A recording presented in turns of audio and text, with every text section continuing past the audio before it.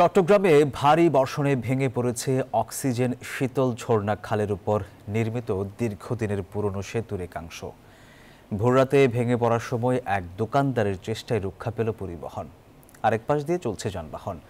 আর ঘটনাস্থল পরিদর্শন করেছেন city mayor doctor Shahadat Hossain.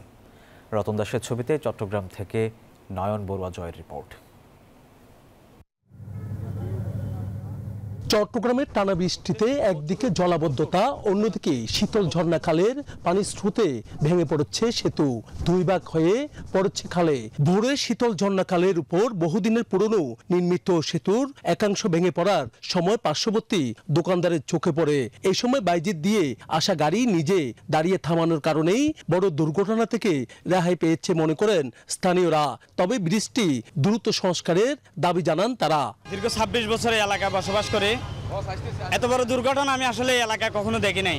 এটা প্রথম শুরু হয়েছে 5:30 বাজে। 5:30 বাজে দেখতে ব্রিজ কাটতে গেছে, আমরা কিন্তু ব্যারিকেড দিয়ে দিয়েছি, গাড়িগুলো উঠলে নেওয়া দিই। 6:10 ব্রিজ ওই সাইড পড়ে গেছে, 6:20 এই সাইড পড়ে গেছে। এইদিকে ব্রিজ ভেঙে খালে পড়ার খবর শুনে ঘটনাস্থলে ছুটে যান সিটি মেয়র ডাক্তার শাহাদাত সহ সিটি কর্পোরেশনের কর্মকর্তারা। দ্রুত সংস্কার কাজ শুরু করার কথা জানান মেয়র। 20 ফিটের একটা ব্রিজ, এটা আমরা 60 ফিটের ব্রিজ করে দিব এবং স্টেবল ব্রিজ করব, যেহেতু এটা একটা কমপ্লিট একটা ব্রিজের একটা অংশ। ওই অংশে আপনি দেখেন এখনো পর্যন্ত কিন্তু ওটা ভালনারেবল, কিন্তু গাড়ি যাচ্ছে। নগর পরিকল্পনাবিদরাও বলছেন সেতুটির মেয়াদ এখন 45 বছরের বেশি। অতিরিক্ত যানবাহনের চাপে দুর্বল হওয়ায় পানির স্রোতে ভেঙে গেছে। টেকসই ব্রিজ নির্মাণের দাবি তাদের। পানির ধাক্কায় রাস্তার নিচে ড্রেনের পাশ দিয়ে স্কাউরিং হয়। স্কাউরিং হওয়ার পরে ব্রিজের আগে, ব্রিক স্ট্রাকচারের ব্রিকের আগে মাটিগুলি সরে যাওয়ার কারণে এটি ফেল করেছে এবং এটি দ্রুততার সাথে সিটি কর্পোরেশনের প্রস্তুতিও আছে।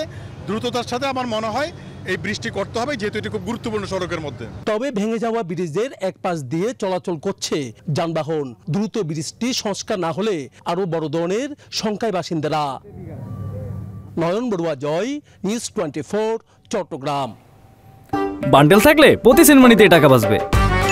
বিকাশ সেনমানি বান্ডেল কিনে জিতুন প্রতি লেনদেনে।